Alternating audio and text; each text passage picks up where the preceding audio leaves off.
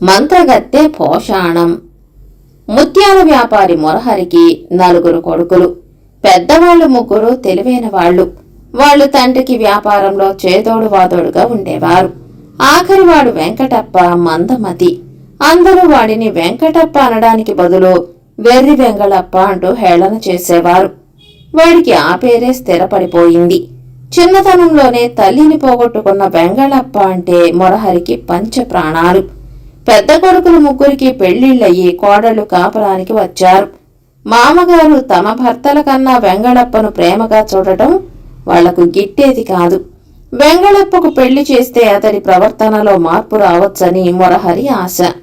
అయితే వెంగళప్పను గురించి ఆ చుట్టుపక్కల ఊళ్లలో అంతా ఎరిగి ఉండటంతో అతనికి పిల్లనివ్వడానికి ఎవ్వరూ ముందుకు రాలేదు. వెంగళప్ప పెళ్లిని గురించిన దిగులుతోనే మురహరి కళ్ళు మూశాడు. ఆ రోజు నుంచి వెంగళప్ప కష్టాలు ఆరంభమయ్యాయి. వాడి వదినలు వాడి చేత అడ్డమైన చాకిరీ చేయించేవాళ్లు. అయితే ఏ పని సరిగా చేయడం చేతకాని వెంగళప్ప అప్పగించిన పనులన్నీ పాడు చేస్తూ ఉండేవాడు. ఒకరోజు భర్తలు ఇంటలేని సమయంలో వెంగళప్ప వదినలు 3 నడిమెంట సమావేశమయ్యారు. తిండికి తిమ్మరాజు, పనికి పోతురాజు. ఈ వెంగళప్ప శనిని బతికున్న నాళ్లు తేరగా పోషించవలసిందేనా అన్నది పెద్ద వదిన చేతులు తిప్పుతూ. ఈ వెర్రి మాలోకానికి పిల్లనిచ్చే దిక్కులేదు, ఇక ఇల్లరికానికి ఏ ఊరు పంపిస్తాం అంటూ మూతి విరిచింది 2వ వదినే. ఆ ముసలాయన పోతూ పోతూ ఈ తద్దినాన్ని మన నెత్తిన పెట్టిపోయాడు అంటూ మెటికలు విరిచింది 3వ వదినే. ఎలాగైనా వెంగళప్ప పీడ విరగడి చేసుకోవాలని తోడికోడళ్లు 3 కూడబలుక్కున్నారు. అప్పటి వరకు పెరట్లోని కూరపాదులకు బావి నీరు తోడిపోసిన వెంగళప్ప ఆయాసపడుతూ వాళ్ళ దగ్గరికి వచ్చి, ఆకలిగా ఉంది వదిన్లు, అన్నంలోకి కంది పచ్చడి, సొరకాయ పులుసు కావాలి అన్నాడు. ఆ మరుక్షణం 3 వదినలు మూరుగుతూ గదిలో చాపలు పరుచుకుని పడుకున్నారు. అది చూసి వెంగళప్ప భయపడిపోయి, ఇంతలోనే మీకేమైంది? ఒంట్లో బాగాలేదా? నాన్నలా చచ్చిపోతున్నారా అన్నాడు. నాకు సుత్తెతో మోదుతున్నట్టుగా తల బద్దలయ్యే నొప్పి.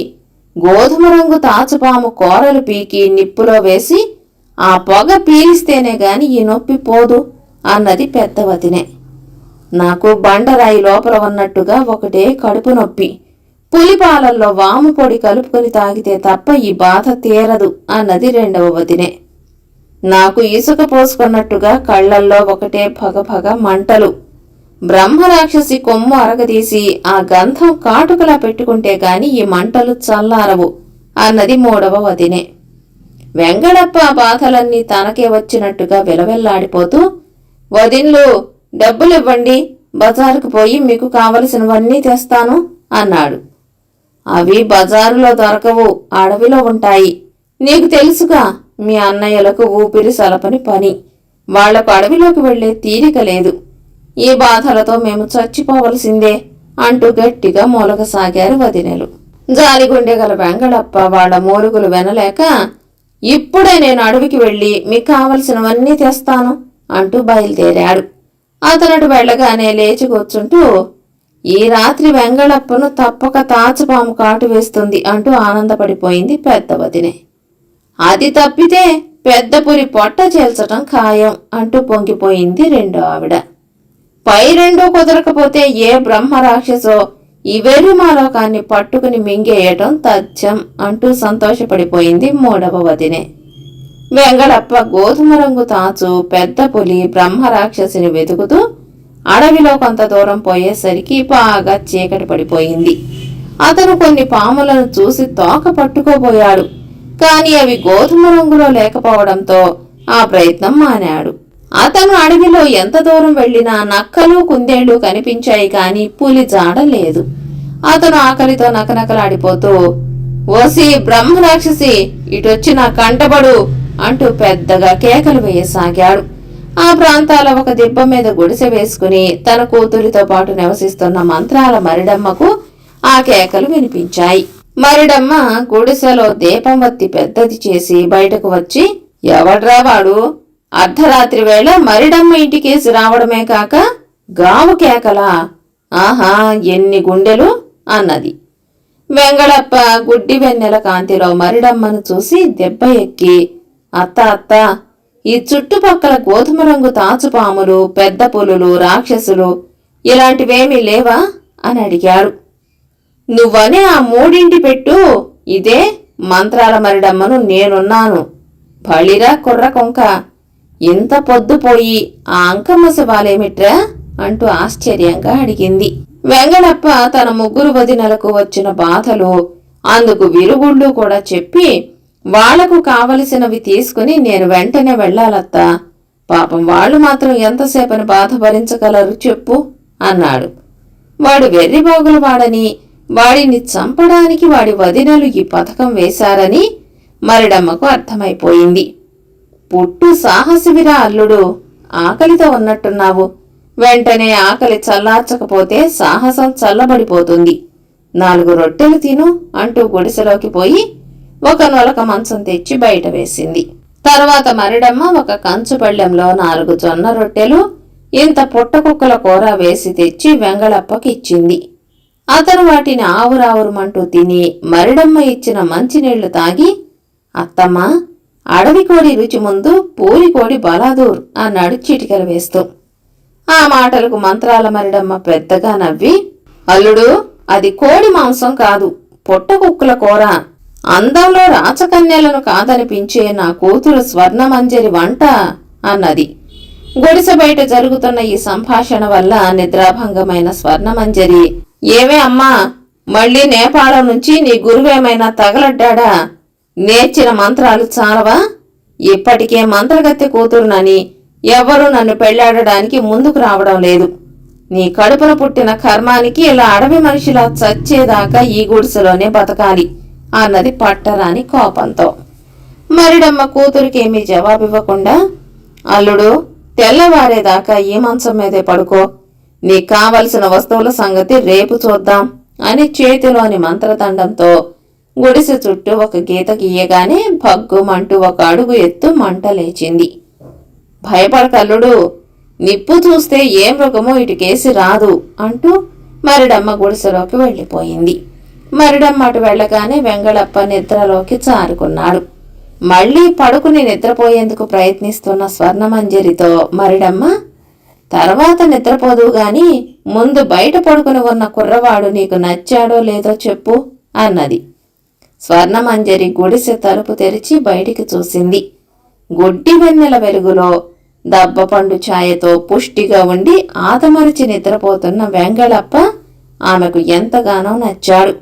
కూతురు సిగ్గుపడుతూ తలుపు మూసి లోపలకు రావడం చూసి సంగతి గ్రహించిన మరిడమ్మ, తెల్లవారగానే ఆ కుర్రాడితో నీ పెళ్లి జరిగిపోతుంది. మనిషి ఒట్టి అమాయకుడైనా చాలా బుద్ధిమంతుడు. మంచి తెలివైన ఆడపిల్లకు అమాయకుడు భర్తగా దొరకడం పూర్వజన్మ పుణ్యం అంటాడు మా గురువు నేపాళ భట్టు అంటూ పెద్దగా నవ్వింది. ఆ తర్వాత ఆమె తెల్లవారుజామున అడవి కోళ్లు కోయడం ప్రారంభించగానే నిద్రపోతున్న వెంగళప్పను తట్టి లేపి, అల్లుడు, నా కూతురు స్వర్ణమంజరిని పెళ్లి చేసుకుంటే నువ్వడిగినవన్నీ కట్నంగా ఇస్తాను అన్నది. వదినల ఆరోగ్యం బాగుపడితే అంతే చాలును అనుకుని వెంగళప్ప, ఎంతగా అడగాల అత్త, పెళ్లే గదా, చేసేసుకుంటాను అన్నాడు. మరిడమ్మ అప్పటికప్పుడు కొండదేవత గుడిలో గన్నేరు దండలు మార్పించి ఆ ఇద్దరికీ పెళ్లి చేసేసింది. తర్వాత ఆమె ఒక పల్లె నుంచి ఎడ్ల బండిని తీసుకువచ్చి అల్లుడు కూతురు బండి ఎక్కాక గుడిసెలోంచి పాత పోషాణం ఒకటి తెచ్చి బండిలో పెట్టించి వెంగళప్పతో, అల్లుడా, మీ వదినలకు కట్నాలు కానుకలతో పాటు వాళ్ళు కావాలన్నవి కూడా ఈ పోషాణంలో ఉన్నాయని చెప్పు అని సాగనంపింది. సాయంత్రానికి భార్యతో ఇంటి ముందు దిగాడు వెంగళప్ప. ఆ సరికి వాడు చచ్చి మామగారిని చేరి ఉంటాడనుకున్న వాడి వదినలు వాడు పసుపు బట్టలతో బంగారు బొమ్మ లాంటి భార్యతో రావడం చూసి విస్తుపోయారు. బండివాడు పోషాణాన్ని లోపలి గదిలో పెట్టి వెళ్లిపోయాడు. వెంగళప్పతో లోనికి రాబోతున్న స్వర్ణమంజరిని గుమ్మంలోనే వదినలు అడ్డగించి, లోపలికి అడుగు పెడితే కాళ్ళు విరగ్గొడతాం, ఎవత్తివే నువ్వు, ఎర్రగా బుర్రగా కనపడగానే కానీ కట్నం లేకుండా మా మరిదిని బుట్టలో వేసి తాళి కట్టించుకుంటావా అన్నారు. మీకు కావలసినవన్నీ ఆ పోషాణంలో ఉన్నాయని మా అత్త మీకు చెప్పమన్నది అన్నాడు వెంగళప్ప. ఆ మాట వినగానే ముగ్గురు వదినలు చావు తప్పించుకుని వెంగళప్ప అవన్నీ ఎలా తేగలిగాడబ్బా అనుకుంటూ ఆశ్చర్యపోయారు. ముందుగా పెద్ద వదిన గదిలోకి పోయి ఆత్రంగా పోషాణం మూత తెరిచింది. అంతే, లోపలి నుంచి నిలువెత్తు గోధుమ వన్నె త్రాచు బుస్సుమంటూ పడకెత్తింది. ఆమె కెవ్వుమనపోయి నిగ్రహించుకుని పోషాణం మూత మూసి గది బయటకు వచ్చి, ఇంకా గుమ్మంలోనే నిలబడిపోయారే, లోపలికి రండి అంటూ వెంగళప్పను స్వర్ణమంజరిని లోపలికి ఆహ్వానించింది. ఈసారి రెండవ వదిన హడావిడిగా గదిలోకి వెళ్ళి పోషాణం మూత తెరిచింది. లోపల కోరలు చాచి పంజాలు చలిపిస్తూ భయంకరమైన పెద్ద పులి. ఆమె మోర్చపోబోయి తమాయించుకొని గది నుంచి బయటికి వచ్చి, అలా నిలబడిపోయారేం, కూర్చోండి అంటూ వెంగళప్పకు అతని భార్యకు మంచం వాల్చింది. మూడవ వదినే దాదాపు పరుగు పెడుతూ గదిలోకి వెళ్లి పోషాణం మూత ఎత్తింది. లోపల తలపై 2 కొమ్ములతో, ఒంటి నిండా రోమాలతో చింతమొద్దు లాంటి బ్రహ్మరాక్షసి కళ్ళు నులుముకుంటూ ఆవలిస్తున్నది. ఇది చూసి ఆమెకు పై ప్రాణాలు పైనే పోయేంత పనై పిచ్చి చూపులు చూస్తూ బయటికి వచ్చి వెంగళప్ప అతని భార్యతో, భోజనం ఎప్పుడు చేశారో ఏమో, కాళ్ళు కడుక్కుని వస్తే భోజనం వడ్డించేస్తాను అన్నది. ముగ్గురు వదినల చేతుల్లో ఏమీ లేకపోవడం చూసి వెంగళప్ప, మీ బాధలు తగ్గిపోయినట్టున్నాయి, ఆ పోషాణం మా గదిలోనే ఉంటుంది కదా, మా అత్త పంపిన వస్తువులు మీకెప్పుడు అవసరమైతే అప్పుడు తీసిస్తాను అన్నాడు. చిన్నపిల్లలు మీరు మాకిచ్చేదేమిటి, మేమే మిమ్మల్ని కంటికి రెప్పలా కాపాడుకుంటాం అన్నారు ముగ్గురు వదినలు ఆప్యాయంగా. మరిడమ్మకు తెలుసు, గదిలో ఆ పోషాణం ఉన్నంతకాలం ఆ ఇంట్లో వెంగళప్పకు తన కూతురుకు ఆడింది ఆట పాడింది పాటగా రోజులు గడిచిపోతాయని.